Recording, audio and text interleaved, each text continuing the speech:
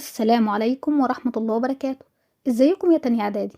انا مس سارة ومكملة معاكم شرح منهج تانية اعدادي 2026، ودي الحصة التانية لينا مع بعض. في الفيديو اللي فات اخدنا كلمات موديل كاتر، واخدنا كمان الفعل ذو الضميرين وعرفنا ازاي نصرفه. اما في فيديو النهاردة فعايزين نعرف مع بعض ازاي نتكلم عن الجدول المدرسي، ازاي اتكلم عن الجدول المدرسي بتاعي. اول حاجة الجدول المدرسي ده بيبقى مكون من 3 حاجات: ايام الاسبوع، فلازم نحفظ ايام الاسبوع بالفرنساوي. تاني حاجة الجدول فيه ايه؟ مواد دراسية، لازم نعرف المواد الدراسية بالفرنساوي. تالت حاجة الساعة، الجدول بيبقى فيه كل مادة دراسية عندي من امتى لامتى.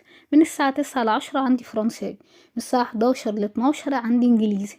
فاحنا عايزين نعرف ازاي نتكلم عن الساعة. يبقى انا عشان اتكلم عن الجدول المدرسي لازم اعرف 3 حاجات: ايام الاسبوع بالفرنساوي، المواد الدراسيه بالفرنساوي، ازاي اتكلم عن الساعه بالفرنساوي.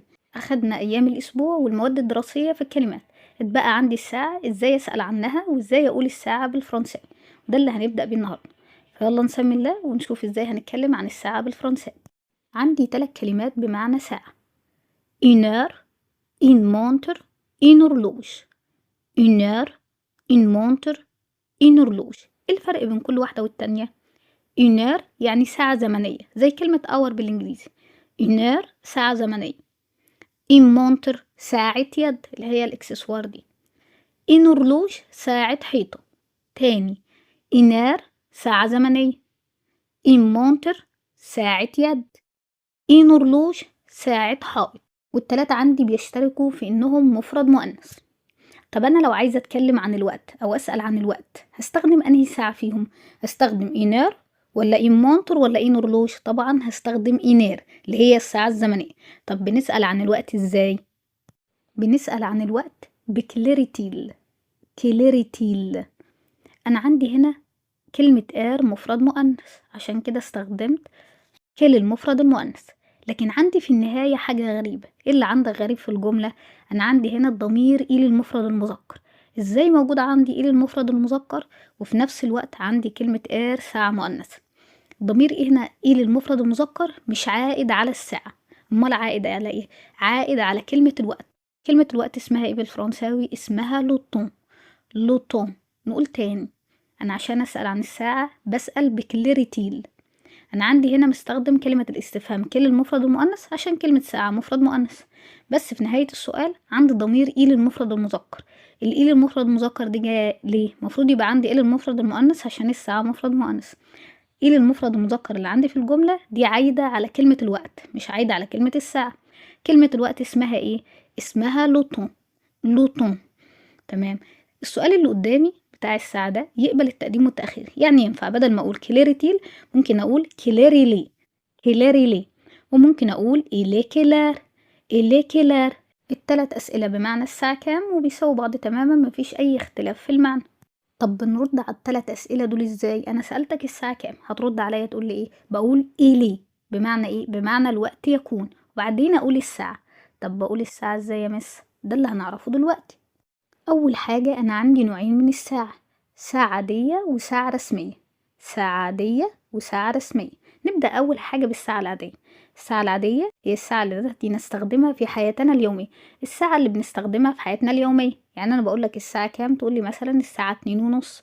الساعة كام؟ الساعة 4:15. دي الساعة العادية بتاعتنا. بنقول اليوم فيها بيتقسم ل12 ساعة صباحية و12 ساعة مسائية. عندي 12 ساعة بيكونوا الصبح و12 ساعة بيكونوا بالليل. عندي مثلا لو قلت الساعة 7، أنا عندي في اليوم ساعتين اسمهم 7: 7 صباحا و7 مساء. لو قلت لك الساعة 10، عندي 10 صباحا و10 مساء. دي اسمها الساعة العادية. يبقى هي ساعة بنستخدمها في حياتنا اليومية، بنقسم فيها اليوم ل12 ساعة صباحية و12 ساعة مسائية. كل ساعة فيها مكررة كم مرة؟ مرتين. بنستخدم فيها فترات اليوم. ايه هي فترات اليوم؟ يعني انت لازم عشان تذكر اي ساعة تقول هي امتى. نستخدم فترات اليوم اللي هي صباحا، مساء، بعد الظهر. دي اسمها فترات اليوم. لما انا اقول لك الساعة 7 او مثلا هديك ميعاد الساعة 7، هتاخد حصة معايا الساعة 7، لازم تسألني ساعتها هي 7 الصبح ولا 7 بالليل. لو قلت لك 7 وسكت كده انت ما فهمتش، لازم احدد لك هي 7 صباحا ولا 7 مساء. يبقى بنستخدم فيها فترات اليوم اللي هي صباحا ومساء وبعد الظهر. نستخدم فيها تعبيرات الربع والنص وإلا.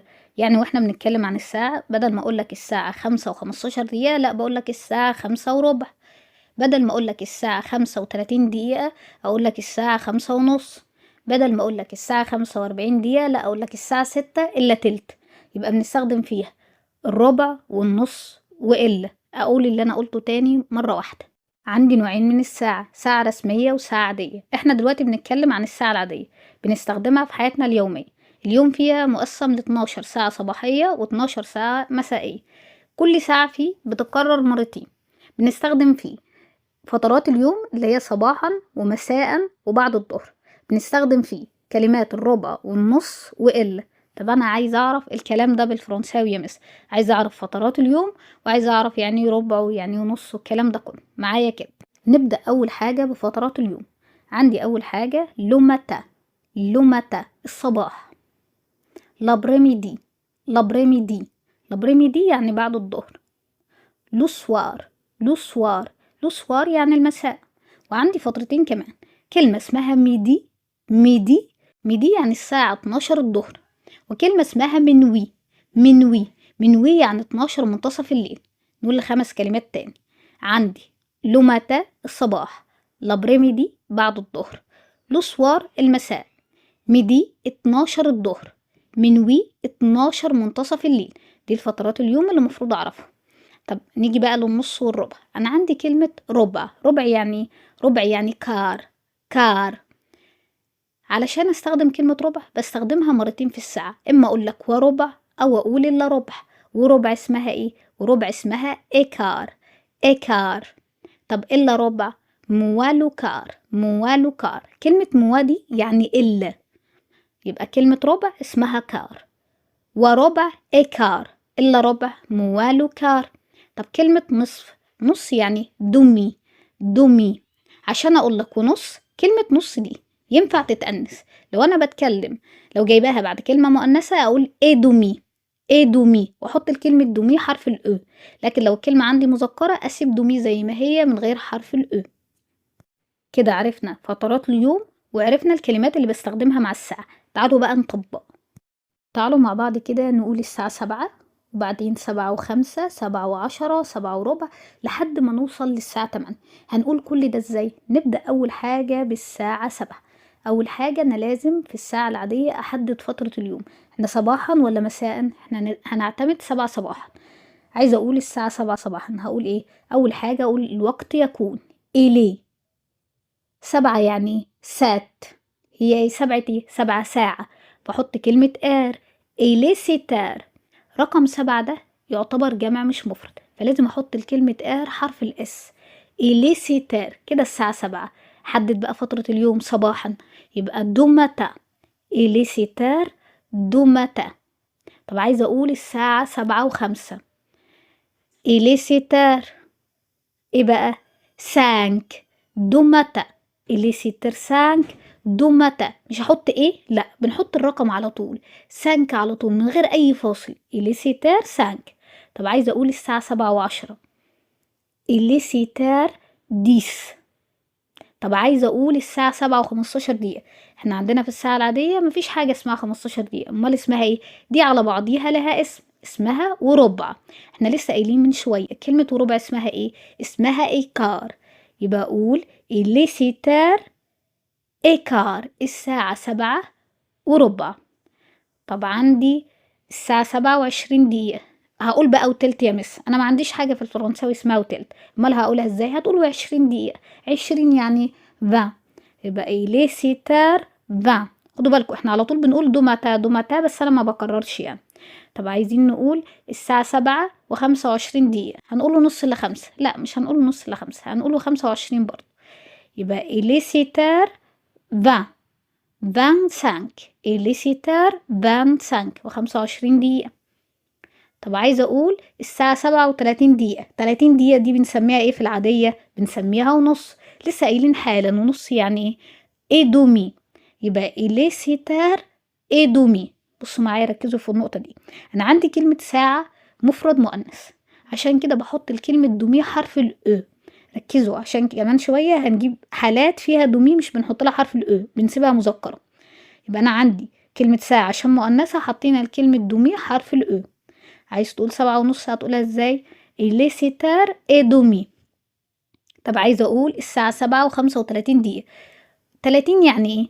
30 يعني ترونت، و5 سانك، يبقى إلي سيتار ترونت سانك. مفيش حاجة عندنا يا مس اسمها ونص وخمسة، لأ ما عندناش، بنقول ترونت سانك و35 دقيقة.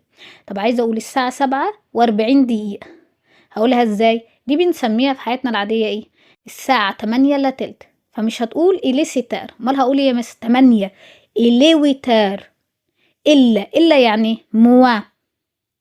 التلت ده كام دقيقة؟ 20. إلي ويتار موان فا. إلي ويتار موان فا. طب عايزة أقول الساعة 7:45. 7:45 يعني ايه؟ 8:15. في حاجة اسمها إلا ربع؟ أيوة اسمها موان كار. يبقى إلي ويتار 8 إلي ويتار موان كار. إلي ويتار موان كار. طب عايزة أقول الساعة 7:50. 50 دقيقة اللي هي إيه؟ 8:10. يبقى إلي ويتار، ركزوا، إلا يعني موا، إلا إيه؟ 10 دقايق، موان ديس، على طول من غير حاجة قبلها، يبقى إلي ويتار موان ديس. طب عايزة أقوله 55. إلي ويتار موان سانك، إلا 5. نيجي آخر حاجة بقى، الساعة بقت 8. إلي ويتار دو ماتا، الساعة 8 صباحا. كده عرفنا النوع الأول من الساعة اللي هي الساعة العادية. نيجي للنوع التاني. النوع التاني من الساعة اسمها الساعة الرسمية، جاية من اسمها رسمية، يبقى بستخدمها في الأماكن الرسمية. إيه الأماكن الرسمية؟ زي المطارات، زي القطارات، زي المواني، زي كمان الماتشات. اللي بيتابع مباريات كرة القدم لما بينزل ميعاد المباراة بينزل بالساعة الرسمية. يبقى أنا عندي الساعة الرسمية دي بنستخدمها في الأماكن الرسمية أو الأماكن الحكومية، زي المطارات والقطارات والمواني اللي هي بيبقى فيها السفن دي، وكمان المباريات بتاعت كرة القدم. طب الساعة الرسمية دي نظامها ايه يا مس؟ الساعة الرسمية عندي اليوم فيها مش متقسم. يعني احنا في الساعة العادية قلنا اليوم عندي متقسم ل 12 ساعة صباحية و12 ساعة مسائية. لا، في الساعة الرسمية اليوم كله على بعضه. ازاي يا مس؟ يعني انا لما اقول الساعة 7 ما عنديش 7 صباحا و7 مساء. احنا طبيعي عندنا 7 صباحا و7 مساء، بس انا عندي في الساعة الرسمية الساعة 7 صباحا اسمها 7، والساعة 7 مساء اسمها الساعة 19. طب الساعة 1 عندي الساعة 1 اللي هي صباحا، والساعة 1 اسمها 13 اللي هي الساعة 1 بعد الظهر. فكل ساعة ليها اسم واحد بس، مفيش ساعات مكررة، مفيش ساعة ليها اسمين. احنا العادي بعد الساعة 12 بتبدأ عد جديد، بنبدأ تاني من أول رقم 1. احنا في الساعة الرسمية بعد الساعة 12 بنقول 13 14 15 16 لحد ما نوصل ل23. يبقى أنا عندي الساعة الرسمية اليوم فيها مش متقسم. تاني حاجة مش بنستخدم فيها فترات اليوم. أنا عندي في الساعة العادية كنت بقولك بستخدم فترات اليوم، اللي هي أقولك إن الساعة 7 دي صباحا، الساعة 7 دي مساء. في الساعة الرسمية ما بستخدمش فترات اليوم. ليه يا مس؟ ما أنا قلتلك أنا عندي 7 دي واحدة بس، 7 التانية اسمها 19. فأنا هقولك فترات اليوم ليه؟ ما فيش حاجة مكررة لا نستخدم فيها فترات اليوم. تاني حاجة لا نستخدم فيها تعبيرات النص والربع وإلا، ما بنستخدمش فيها لا نص ولا ربع ولا إلا. أمال بنستخدم فيها إيه؟ نستخدم فيها الدقائق فقط، نستخدم فيها الدقائق فقط. يبقى لا نستخدم فترات اليوم ولا نستخدم عبارات نص وربع وإلا، نستخدم الدقائق فقط. طب يا مس هو انت لما تقولي لي دلوقتي الساعة 20 انا بعرف منين الساعة 20 دي؟ بعرف يعني ايه الساعة 20. بنطرح اي رقم من 12. لما مثلا اقول لك الساعة 20 اطرح لي 20 من 12. 20 ناقص 12 كام؟ 8. يبقى الساعة 20 هي الساعة 8. طب لما اقول لك مثلا الساعة 16، 16 ناقص 12 4، يبقى الساعة 16 دي اللي هي الساعة 4.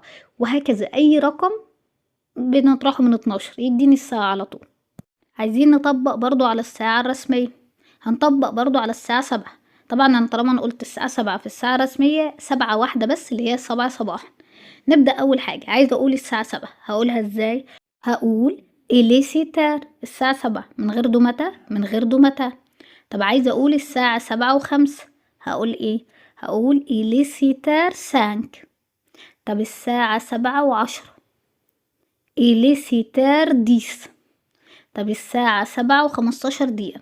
احنا اتفقنا ان انا عندي في الساعة الرسمية ما بقولش ربع ونص، فهتقول الساعة 7:15 دقايق بس. 15 يعني كانز، يبقى لي سيتار كانز. طب الساعة 7:20. لي سيتار فا. طب و25، 25 يعني 25، يبقى لي سيتار 25. طب و30، 30 دي يا مس اللي هي النص. قلنا في الساعة الرسمية ما بنقولش نص ولا ربع، هنقوله 30 دقيقة. 30 يعني ترونت، يبقى لي سيتار ترونت. طب و35، 35 يعني ترونت سانك، يبقى لي سيتار ترونت سانك. طب و40 هنقول بقى 8 إلا تلت؟ لا، هنقول 40 دقيقة برضو. 40 يعني كارونت، يبقى لي سيتار كارونت. طب الساعة 7:45. 40 يعني كارونت، 45 كارونت سانك، يبقى لي سيتار كارونت سانك. طب الساعة 7:50. 50 يعني ايه؟ سانكونت، يبقى لي سيتار سانكونت. طب و55، 50 يعني سانكونت، 55 سانكونت سانك، يبقى لي سيتار سانكونت سانك. واخر حاجة نقول ان الساعة 8 لي ويتار. كده خلاص خلصنا شرح الساعة سواء كانت العادية أو الرسمية، وعرفنا ازاي نقول الساعة بالساعة العادية وازاي نقول الساعة بالساعة الرسمية. جايب لي بقى هنا ملحوظة على كلمة دومي، كاتب لي تحت انتبه. جايب لي أول نقطة بيقول لي عند الحديث عن الساعة نستخدم الضمير للمفرد المذكر. واتفقنا هنا ليه مستخدمين للمفرد المذكر؟ عشان الكلام عايد على ايه؟ عشان الكلام عايد على كلمة لوتو اللي هي بمعنى الوقت. تاني ملحوظة بقى بيقول لي الساعة 12 الظهر، اتفقنا ان 12 الظهر اسمها ايه؟ ميدي. فعايزه اقول لك الساعه دلوقتي 12 الظهر، اقول لك إليه ميدي. طب والساعه 12 منتصف الليل، إليه منوي. طب تالت ملحوظه بقى بيقول لي كلمه دومي. دومي يعني نصف، جايبها لي هنا مذكره ولا مؤنثه؟ مذكره. كلمه دومي تاتي مذكره امتى؟ بعد كلمه ميدي وبعد كلمه منوي. طب هنا هتبقى بمعنى ايه يا مس؟ نصف. عايزه اقول لك الساعه 12 الظهر ونص، عايزه اقول لك الساعه 12 منتصف الليل ونص. هقولها ازاي بقى؟ هقول إلي ميدي اي دومي، او إلي منوي اي دومي. الساعة 12 الظهر ونص والساعة 12 منتصف الليل ونص. يبقى انا عندي كلمة دومي بعد كلمة ميدي ومنوي تأتي مذكرة، وايه كمان؟ وقبل كلمة ار. طب هي كلمة دومي هتيجي قبل كلمة ار ليه؟ كلمة دومي لما تيجي قبل كلمة ار بتبقى بمعنى نصف ساعة. زي ايه؟ لوترا بار ابري ان دوميار، القطار هيرحل بعد نصف ساعة، القطار هيمشي بعد نص ساعة. طب اخر حالة بقى لدومي، انا عندي دومي لو جاتلي بعد كلمة ار بعدها مش قبلها هتجيلي مفرد مؤنث، هنأنثها يعني هتيجي مؤنثة، نحط لها حرف الاو زي كل الساعات اللي احنا قلناها من شوية. زي إلي إينار إي دومي الساعة 1:30، أو إلي سنكار إي دومي الساعة 5:30. هقولك اللي أنا قلته تاني، بصوا معايا كده. أنا عندي كلمة دومي 3 حالات بتيجي مذكرة وحالة واحدة بس مؤنثة. 3 حالات بتجيلي فيهم مذكرة وحالة واحدة بس المؤنثة. ايه ال3 حالات المذكرة؟ لو جاتلك بعد كلمة ميدي، لو جاتلك بعد كلمة منوي، لو جاتلي قبل كلمة ار. يبقى لو جاتلي بعد ميدي، ولو جاتلي بعد منوي، ولو جاتلي قبل كلمة ار، في الحالة دي بتيجي ايه؟ بتيجي مذكرة. يعني ايه مذكرة؟ يعني مش اخرها حرف الاو. طب امتى تجيلي مؤنثة؟ هي حالة واحدة، لو جاتلي بعد كلمة ار تجيلي مؤنثة يعني اخرها حرف الاو. وجايب لي هنا تمرين بسيط عن الساعة، تعالوا ما نحله مع بعض. اول نقطة بيقول لي نقط ايه سانكار، عايز يقول لي الساعة 5. احنا بنستخدم الضمير ايه للحديث عن الساعة؟ الضمير إيه للمفرد المذكر، يبقى إلي سانكير، إلي اللي هي الأولى. 2 إيل نقط كيلار، ده إيه؟ ده سؤال الساعة. معايا هنا فيرب إيه؟ فيرب آتر، يبقى إلي كيلار اللي هي التانية. 3 إلي ديزار نقط كار، عايز يقول لي الساعة 10 نقط ربع. كلمة كار يعني ربع، احنا بنذكر كلمة ربع كم مرة؟ مرتين، اما اقول ربع او اقول الا ربع. هنا اقول ايه يا مس؟ على حسب. كلمة ربع يعني اسمها ايه؟ كار. طب امال الا ربع اسمها موالو كار. هنا عندك اللو؟ لا مفيش، يبقى هنا اقول وربع ايه كار اللي هي الأخيرة. 4 اللي منوي ايه نقط. منوي يعني الساعة 12 منتصف الليل. ايه نقط. هقول ايه بقى؟ اللي منوي ايه دومي ونصف. انا عندي اتنين نصف يا مس في الاختيارات، هختار انهين. احنا لسه قايلين من شوية كلمة منوي بيجي بعديها دومي المذكرة ولا دومي المؤنثة؟ دومي المذكرة، يبقى اختار دومي الأخيرة. طب حد يقول لي احنا ليه ما اخترناش وربع؟ ما انا ممكن اقول الساعة 12 منتصف الليل وربع. هنا ينفع اختار كلمة كار بس لو كانت كار لوحدها من غير اللو. لو قال لي كار يبقى ليه من وي ايه كار من غير لو كار. 5 نقط إريتيل. هنا سؤال عن ايه؟ سؤال عن الساعة. عندك كلمة إر مؤنثة، ناخد لها ايه؟ ناخد لها كلمة مؤنثة اللي هي الأخيرة. 6 إلينيفير نقط سانك. إلينيفير نقط سانك. الساعة 9 نقط 5. ايه هقول ايه؟ اللي 5 موان سانك. 7 إلي نقط إير إدومي. أنا عندي هنا كلمة إير مفرد ولا جمع؟ بصولها كده مفرد، يبقى هنا الساعة كام؟ الساعة 1. إلي إنير إدومي، الساعة 1:30. وننتقل بعد كده لجزئية تانية مهمة جدا. احنا اتفقنا عشان نسأل عن الساعة بنسأل بإيه؟ بنسأل بكليريتيل.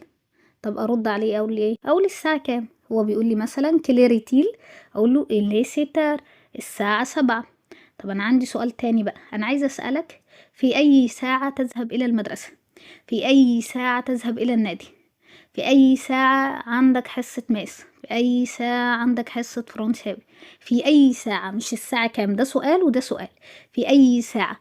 كلمة في أي ساعة دي على بعضيها كلمة استفهام اسمها أكيلار، مش كيلار، اسمها أكيلار، لأن الساعة عندي تسبق بحرف الجر فبنحط حرف الجر قبل كلمة الاستفهام. فأنا عندي كلمة استفهام اسمها في أي ساعة، اسمها إيه بقى؟ أكيلار. أكيلار. بستخدمها في إيه؟ بستخدمها للسؤال عن ميعاد محدد بساعة. تستخدم في السؤال عن ميعاد محدد بساعة، زي أقولك أكيلار tu arrives au collège. في أي ساعة تصل إلى المدرسة؟ رد عليا وقال لي إيه؟ j'arrive au collège à 7h30. أنا أصل إلى المدرسة الساعة 7:30. يبقى أنا عندي في كلمة استفهام على بعضيها اسمها في أي ساعة أكيلار. الساعة عندي تسبق بحرف الجر إيه؟ الساعة عندي تسبق بحرف الجر جايب لي هنا تمرين على كيلار وأكيلار، تعالوا ما نشوفه مع بعض. وجايب لي هنا سؤال وبيقول لي أكمل بكيلار ولا أكيلار. نيجي لأول نقطة، بيقول لي نقط تي بروم تون ريبا، أنت تتناول وجبتك. هقول له إيه؟ في أي ساعة. يبقى أكيلار تي بروم تون ريبا، في أي ساعة أنت تتناول وجبتك. 2 نقط إلي، ده سؤال إيه؟ ده سؤال الساعة. كيلير إلي، الساعة كام؟ 3 نقط لكور كومونس، الحصة تبدأ. هقول إيه؟ في أي ساعة الحصة تبدأ. أكيلار لكور كومونس. 4 نقط إل سوليف، هو يستيقظ أو هو ينهض. يبقى إيه؟ أكيلار في أي ساعة هو ينهض. 5 نقط لوروبا سوترمان، الوجبة تنتهي. يبقى في أي ساعة. أكيلار لوروبا سوترمان. 6 نقط تصير سكوش، أختك بتنام. بقول إيه؟ في أي ساعة تنام أختك. أكيلار تصير سكوش. 7 نقط إلي، ده سؤال إيه؟ ده سؤال الساعة. كيلير إلي. 8 نقط تيوريف أليكول، أنت تصل إلى المدرسة. يبقى في أي ساعة. أكيلار تيوريف أليكول، في أي ساعة تصل إلى المدرسة. 9 توم فرير بار، أخوك يرحل. بقى في أي ساعة أخوك يرحل. أكيلار توم فرير بار. 10 نقط فوزالي أوكلاب، تذهب للنادي. يبقى في أي ساعة تذهب إلى النادي. أكيلار فوزالي أوكلاب. وباقي التمرين سهل جدا، تقدروا تكملوا لوحدكم. في بداية الفيديو قلت لكم ان احنا عايزين النهاردة نتكلم عن الجدول المدرسي، واتفقنا اننا عشان نتكلم عن الجدول المدرسي محتاجين نعرف ايام الاسبوع بالفرنساوي والمواد الدراسية بالفرنساوي، وازاي نتكلم عن الساعة بالفرنساوي. كده عرفنا الثلاث حاجات، عرفنا المواد الدراسية وعرفنا أيام الأسبوع وكمان عرفنا ازاي نقول الساعة. عايزين بقى نعرف ازاي نتكلم عن الجدول المدرسي. أول طريقة بستخدم فيرب أفوار زائد المادة الدراسية بدون أداة. فيرب أفوار بمعنى إيه؟ بمعنى يملك أو لديه أو عنده. بستخدم أفوار والمادة بعده، زي مثلا أقول أنا عندي فرنساوي، أنا عندي كيمياء، أنا عندي ماس، أنا عندي ساينس. بيديني أمثلة، بيقولي جي مات لو مردي، أنا عندي مات رياضيات يوم التلات. أنا عندي كلمة رياضيات جاء قبلها أداة، يعني جاء قبلها أداة معرفة أو حاجة؟ لأ، جت لوحدها. يبقى جي مات لو مرضي. جي ستوار دو نوفير أ ديزار، أنا عندي تاريخ من الساعة 9 للساعة 10. جي فرونسي أ تريزار ترونت، أنا عندي فرنساوي الساعة 13:30. دي ساعة رسمية اهي. 13 دي اللي هي الساعة كام؟ هنطرح 13 من 12. 13 ناقص 12 كام؟ 1، يبقى الساعة 1:30. يبقى أول طريقة في الحديث عن الجدول المدرسي بستخدم فيرب أفوار زائد المادة الدراسية بدون أداة. طب تاني طريقة بستخدم فيرب أفوار زائد كور دو أو الدي أبوستروف زائد المادة الدراسية بدون أداة. هي كلمة كور يعني حصة وتنفع بمعنى حصة. بدل ما أقول أنا عندي فرنساوي، لأ، أقول أنا عندي حصة فرنساوي، فأقول جي كور دو مات لو مردي، أنا عندي حصة مات رياضيات لو مردي يوم التلات. 3 بيقول لي ان انا ممكن استخدم فيرب كومونسي اللي هو بمعنى يبدأ، وفيرب سو ترميني وفينير اللي هو بمعنى ينهي، وانا بتكلم عن جدول المدرسي.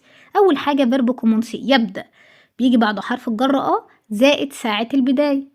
اقول لو كور دو مات حصة الرياضيات، كومونسي بتبدأ، انيفير بتبدأ الساعة 9.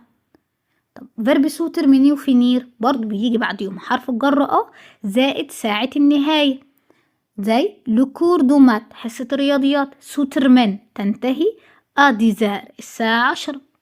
أو ماجورني سكولار يوم المدرسي فيني بيخلص، سيزار الساعة 16. الساعة 16 اللي هي الساعة كام؟ قلنا نطرح 16 من 12 يديني الساعة كام؟ يديني الساعة 4. وبيقول لي انتبه لإيه بقى؟ بيقول لي يمكن الحديث عن المدة التي يستغرقها الحدث باستخدام. يعني ايه المدة التي يستغرقها الحدث باستخدام؟ بصوا كده، أنا لما باجي أبدأ حصة بنقول الحصة هتبدأ من الساعة 9 لحد الساعة 10 من وإلى. هقول بقى ده ازاي بالفرنساوي؟ بنقول قبل ساعة البدء بنحط حرف الجر دو، يبقى دو زائد ساعة البدء. دو ده بمعنى ايه؟ بمعنى من، وحرف الجر زائد ساعة النهاية. ده بمعنى ايه؟ بمعنى إلى. زي جي مات عند رياضيات، دو نيفر من الساعة 9 ديزار للساعة 10. ويبقى كده خلاص عرفنا ازاي نتكلم عن الجدول المدرسي. وبكده نقدر نقول ان انتهى الفيديو بتاعنا النهاردة. اتمنى يكون الفيديو عجبكم، واي سؤال او استفسار ما تنسوش تكتبوه تحت في الكومنتات او تبعتوهولي على جروب التليجرام. اشوفكم في فيديو تاني جديد ان شاء الله. اوريفوار.